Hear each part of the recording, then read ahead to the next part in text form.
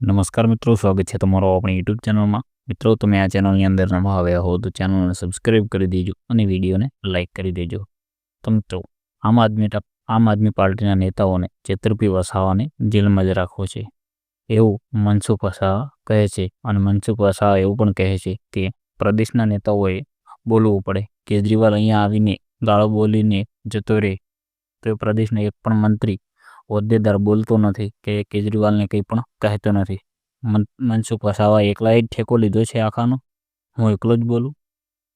અમે લડીએ છીએ તો કોના માટે લડીએ છીએ? તમારા માટે ને.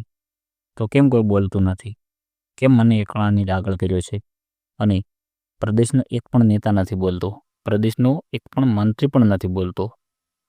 અને કુંવરજી હળપતિ સિવાય એક પણ કોઈ બોલતું નથી. અને એક વલસાડનો સાંસદ સભ્ય બોલે છે.